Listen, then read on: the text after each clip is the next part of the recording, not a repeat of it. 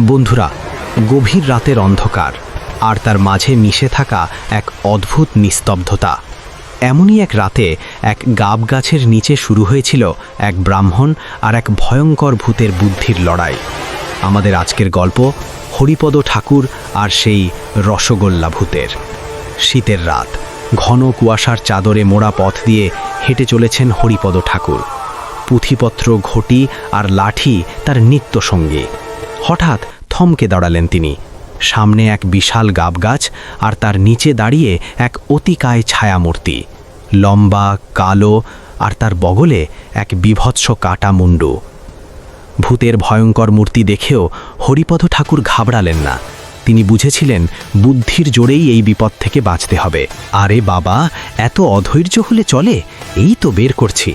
তবে কি না, এই রসগোল্লা একটু বিশেষ ধরনের। এটাতে এমন কিছু জিনিস মেশানো আছে যা একবার খেলে তোমার এই কাটা মাথা আবার জুড়ে যাবে আর তুমি মানুষ হয়ে যাবে। মানুষ হওয়ার লোভে ভূতটা যেন তার হিতাহিত জ্ঞান হারিয়ে ফেলল। সে ভাবল, ব্রাহ্মণ তো তার সামনেই দাঁড়িয়ে আর হাতে সেই কাঙ্ক্ষিত মিষ্টির হাঁড়ি, এই সুযোগ হাতছাড়া করা যাবে না। লোভের বশে ভূতটা তার বগলের নিচ থেকে নিজের সেই বিভীষিকাময় কাটা মাথাটা নামিয়ে রাস্তার পাশের এক ঝোপের উপর ধপাস করে ফেলে দিল। মাথাটা ঝোপের ভেতর পড়েও গজগজ করতে লাগলো, যেন সেও রসগোল্লা খাওয়ার জন্য ছটপট করছে। এখন ভূতটার ধর একেবারে খালি হাতে হরিপদ ঠাকুরের সামনে দাঁড়িয়ে। কই ঠাকুর, এবার দাও, আমার রসগোল্লা দাও। হরিপদ ঠাকুর জানতেন এটাই তার শেষ সুযোগ। তিনি ঝোলা থেকে হাঁড়ি বের করার ভান করে একদম ভূতের ধরের কাছে চলে এলেন। কিন্তু ঝোলা থেকে রসগোল্লা বেরোলো না, বেরোলো এক আঁজলা তিল তুলসী মাখানো মন্ত্রপুত সর্ষে আর এক শিশি খাঁটি গঙ্গা জল। তোর রসগোল্লা খাওয়ার স্বাদ আমি মেটাচ্ছি রে পাপিষ্ঠ।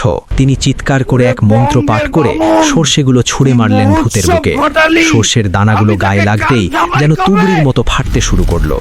ধরটা যন্ত্রণায় কুকড়ে গিয়ে পেছাতে লাগলো, কিন্তু মাথা নেই বলে সে দেখতে পাচ্ছিল না কোথায় যাচ্ছে। হরিপদ ঠাকুর আর এক মুহূর্ত নষ্ট করলেন না। তিনি বুঝলেন লঙ্কায় কাজ হয়েছে। তিনি তার লাঠিটা শক্ত করে ধরে রাস্তার ধুলো উড়িয়ে বাড়ির দিকে ছুটলেন। পথে যেতে যেতে একবার পেছনে ফিরে দেখলেন সেই বিশাল গাব গাছটার নিচে ভূতটা তখনও আছাড় খাচ্ছে আর তার সেই কর্কশ আচ্ছ শব্দে পুরো এলাকা কাঁপছে। এভাবেই হরিপদ ঠাকুর নিজের বুদ্ধি আর সাহস দিয়ে এক ভয়ঙ্কর রসগোল্লা ভূতকে ঘায়েল করেছিলেন। বুদ্ধি থাকলে যে কোনো বিপদ থেকেই বাঁচা যায়, এই গল্পটি যেন তারই প্রমাণ। ধন্যবাদ। It is done.